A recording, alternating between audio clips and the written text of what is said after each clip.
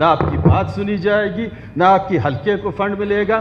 لہٰذا میں یہ سمجھتا ہوں کہ اگر ڈیموکریسی ہے تو اس کے تقاضے پورے کیے جائیں، انصاف کے تقاضے پورے کیے جائیں۔ امید ہے کہ اس دفعہ جون پھر آ رہا ہے، نزدیک ہے، بجٹ بھی آنے والا ہے، اس دفعہ ایسا ظالمانہ فیصلہ وہ نہیں کرتے ہیں۔ اگر اس روز انہوں نے دوبارہ یہی کیا تو پھر میں اپنے عوام کے ساتھ، جتنے بھی ہمارے لوگ ہیں ان کے ساتھ مل کے مستقبل کا فیصلہ کروں گا کہ بعد میں ہمیں کیا کرنا چاہیے، کیونکہ یہاں اصول، قانون، آئین کے تقاضے پورے نہیں ہوئے جاتے ہیں، صرف طاقت استعمال کیا جاتا ہے، اور طاقت کا استعمال ہمیشہ نقصانات پہ گئی ہے۔ اس لیے آپ بھی یہاں اس ایوان میں ایسے بھی لوگ بیٹھے ہوئے ہیں جن کو 42 ارب روپے وہ لے کے گئے ہیں، کوئی 22 ارب، کوئی 17 ارب۔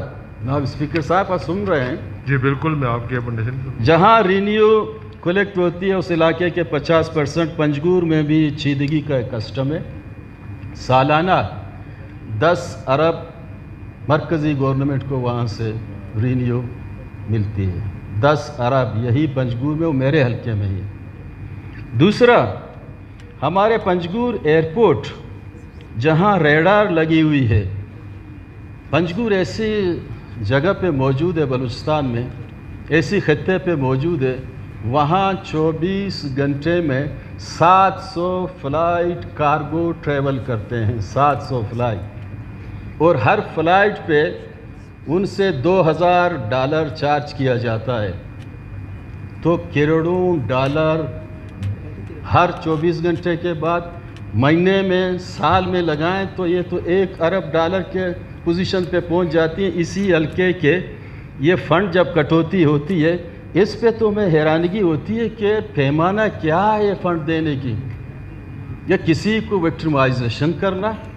میرے حلقے میں آپ کو صحیح بتا دوں، نہ صرف میرے یہ فنڈ انہوں نے بند کیے ہیں، بلکہ وہاں سے ہر محکمے میں جتنا بھی ملازم تھے، اس گورنمنٹ نے بالکل وکٹمائزیشن کے ٹول کے طور پہ ہمارے حلقے میں میرے خلاف ایک اچھا خاصا ایک سلسلہ انتقامی شروع کیے۔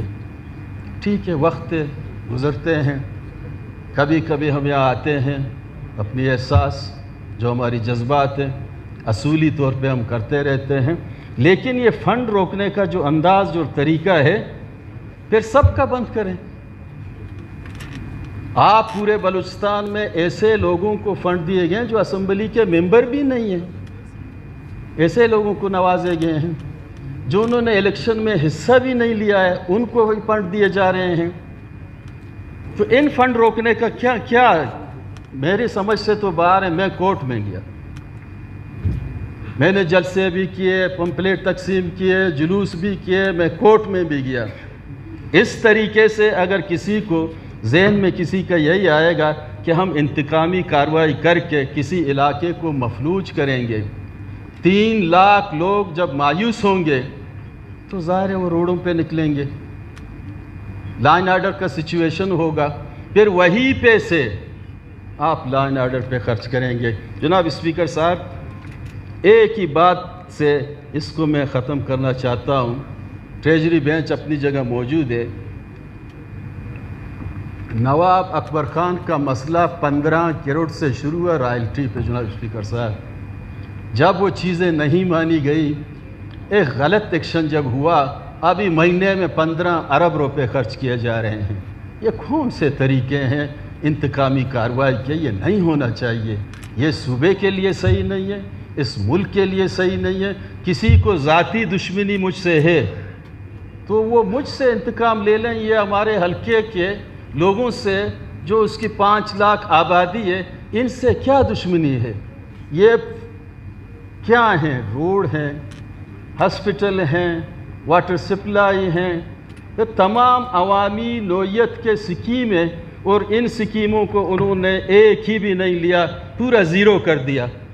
تو میری جب یہاں آنے کا مطلب ہمارا کیا؟ فنڈ ہماری روکی جاتی ہے، علاقے میں پوری مشینری چینج کر کے ہمیں پوچھا نہیں جاتا ہے، تو ادھر اسمبلی میں ہم بات کرتے ہیں ہماری مائک بند کی جاتی ہے، تو آپ بتائیں پھر ہم کدھر جائیں؟